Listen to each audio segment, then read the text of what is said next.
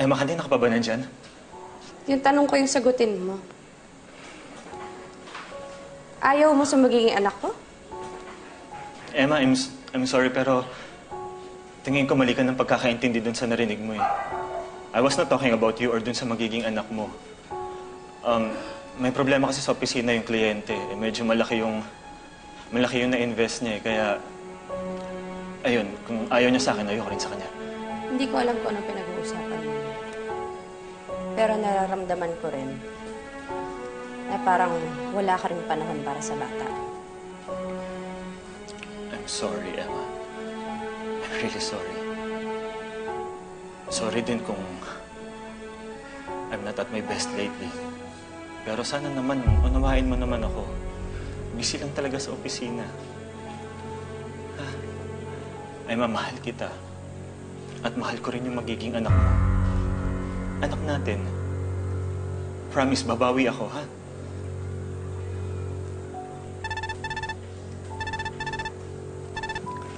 Hello?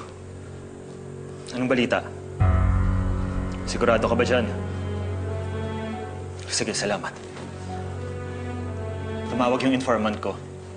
Sasakyan ni Selma yung halos sumagip sa'yo. At kasama dun si Georgia. Sabi ko na nga pa eh. Nakaiwas ka lang para gusto ko talagang sagasaan ni Georgia.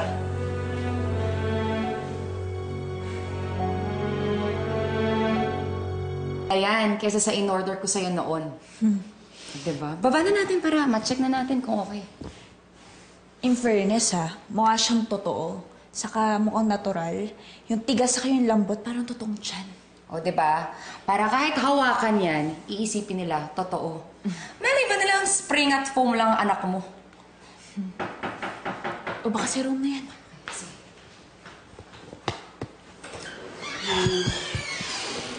Anong ginagawa niyo dito? Georgia. Wow! Kaibigan mo ang pinunta namin dito, pero hindi namin alam na makakausap din pala namin ang evil mastermind. Well, might as well. Anong pinagsasabi mong mastermind? Tapatin mo ako, Georgia. Sinubukan mo ba akong sagasaan ng isang araw? Gusto mo ko mamatay, ano? Hindi ko alam ang sinasabi. Kaya huwag mo akong pagbibintangan. Ang sarap di panoorin, Miss, no? Nakakatuwa kang panoorin magsinungaling kahit alam naman namin yung totoo.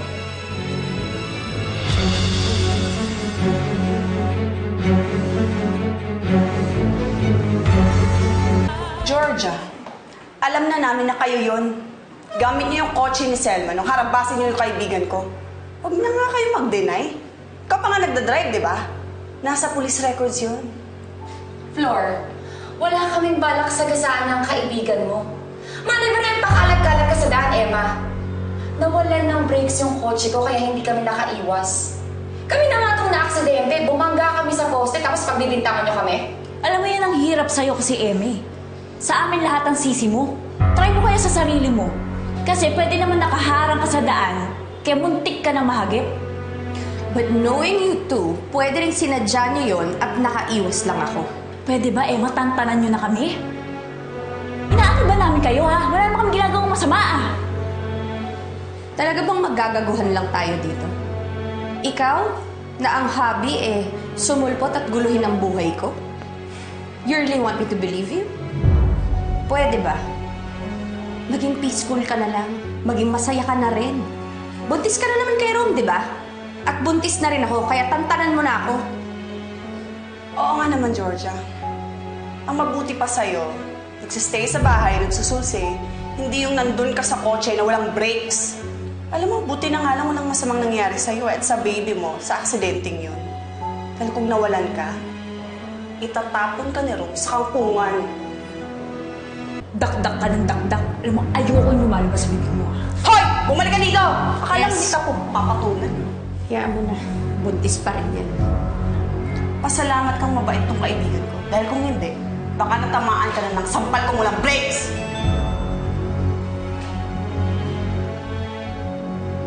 Georgia, bakit na si Rom? Halika na, bes. Umalis na tayo. Sige. Nagmamadaling umalis. Ibig sabihin, ayaw talagang magpakita ni Emma kay Rom. Dapat lang. Dahil hindi pwede makita ni Rom na buntis si Emma. Dapat ako lang ang buntis sa mata't isip ni Rom.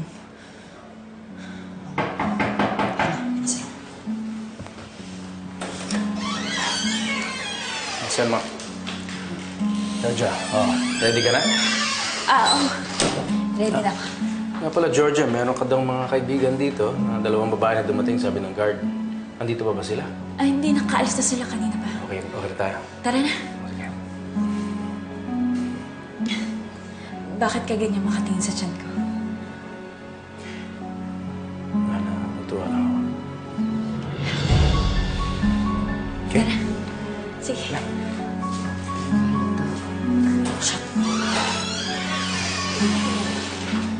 Sige.